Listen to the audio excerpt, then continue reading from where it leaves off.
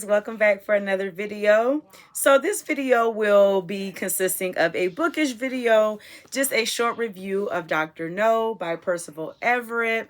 If this is your first time on my channel, welcome, welcome, welcome. My name is Oprah and we discuss books, cinema, we do devotionals, and we also do thrift. So feel free to check out my past videos and feel free to subscribe if you like what you see.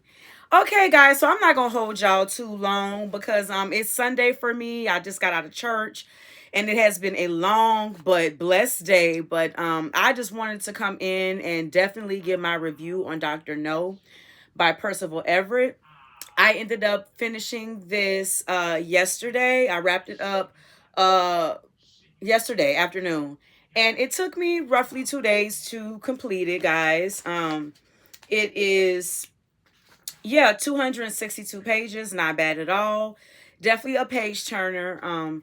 Dr. No was definitely it was my third read by Percival Everett. I have read The Trees, which was my first read, and I read James. So we're going to give just a synopsis right quick, guys.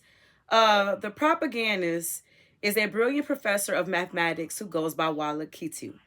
Walla, he explains, means nothing in Tagalog, and Kitu is Swahili for nothing. He is an expert on nothing. That is to say, he is an expert. His area of study is nothing. This makes him the perfect partner for the aspiring villain John Sill, who wants to break into Fort Knox to steal, well, not gold bars, but a shoebox containing nothing. Once he confronts nothing, he'll proceed with a plan to turn a Massachusetts town into nothing. With the help of the brainy and brainwashed, turned henchwoman, Egan Vector, our professor tries to foil the villain while remaining in his employ. In the process, Kitu learns that Sill's desire to become a literal Bond villain originated in some real all-American villainy. As Sill says, Professor, think of it this way. This country has never given anything to us, and it never will. We have given everything to it. I think it's time we gave nothing back. Dr. No is a caper with teeth, a wildly mischievous novel from one of the most inventive and provocative writers. And y'all, if y'all have read a book by Percival, y'all know that he definitely has hidden messages throughout all of his book. You know, it's not he's the type that he definitely is a writer. Like, if you're not paying attention to what he's writing, it will definitely go over your head. And the humor that he uses in his books, if you are not paying attention, the joke will go over your head as well. So basically, like I said from the synopsis, the book is about this mathematician called Kitu, and his name literally means nothing. And the subject he teaches, he's like a real professor in the book, guys. Like, got a whole teaching students. People are coming to his class and he's basically teaching nothing. So like I say, you just gotta know Percival Everett's writing style to really understand where I'm coming from. Okay, so the part that read, this country has never given anything to us and it never will. We have given everything to it. I think it's time we gave nothing back. So that statement alone, this book was basically a parody of that statement. Basically, the message behind it is, we live in a land of the free that gives us nothing. So Percival definitely had a way with the characters, with the main character, Kitu. And so basically, Kitu was a mathematician. He was a regular guy. And his friend, which was Egan, she gets brainwashed, let's say kidnapped by Sill, John Sill, who is, they say he looks like Bill Clinton in the book. That's one of the humorous parts of the book, guys. So the whole book is basically Kitu trying to come up with a plan to free his friend from this trance that she is under.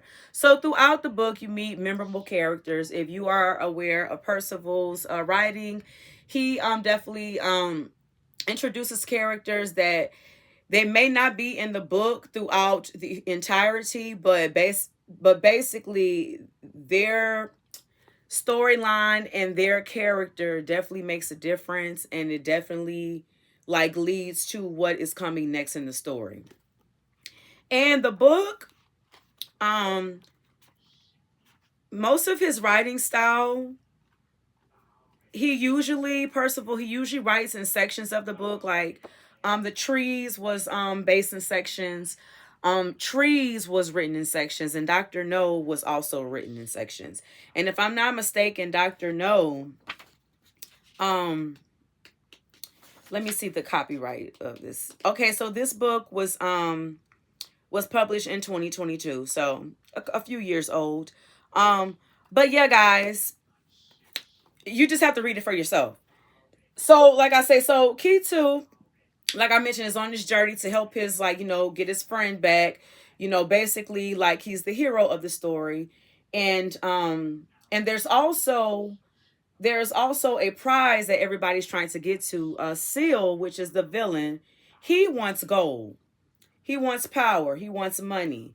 And at the end of the book is definitely a plot twist happening.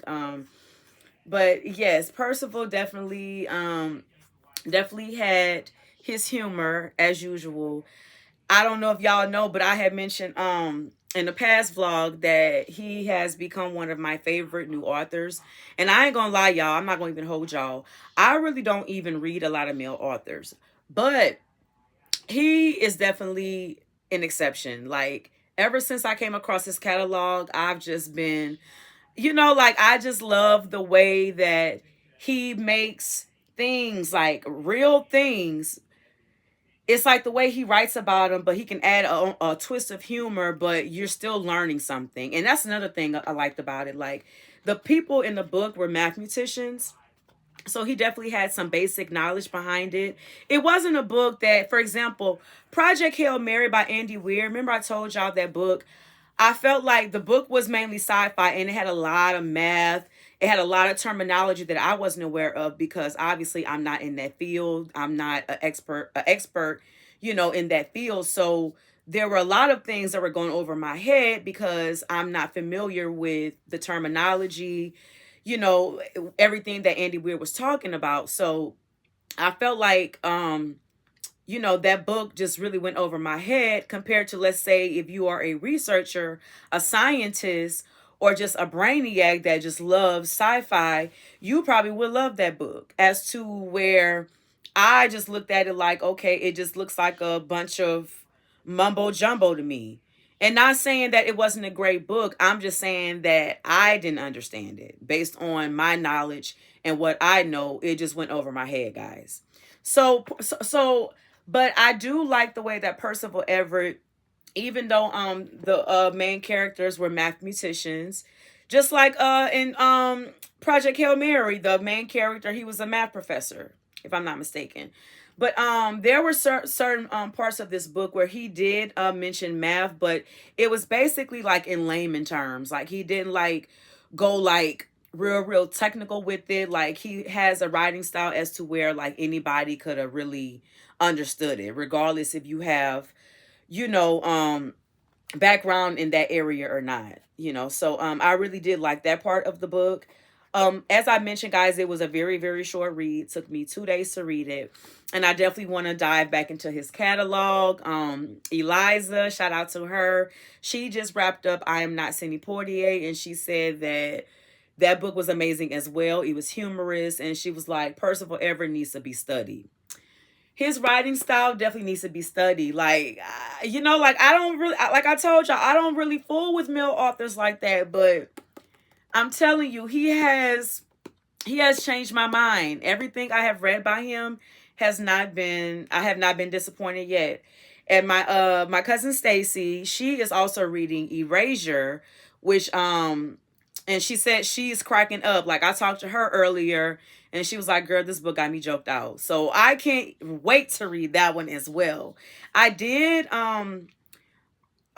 they did make a movie based off Erasure. It's called American Fiction. It I think it's like a few years, it's not that old, guys. I think it was made like maybe like 2023. I don't know, don't quote me. But I ended up watching that movie. the message behind it, funny, quirky. So I'm just like, yes, I'm a fan. So if I liked the movie, I can imagine how I'm gonna feel when I read Erasure. So yeah, guys, and in the front, this is like just he got a lot of books. He has a lot. Like his catalog is, yeah. So I definitely would recommend Dr. No. Uh yes. Another 5-star read for me. As far as me, yes. I am a fan. I am definitely a fan. I was a fan, like I told y'all in the second when I had did a review on James. I said I done read 2 books by you.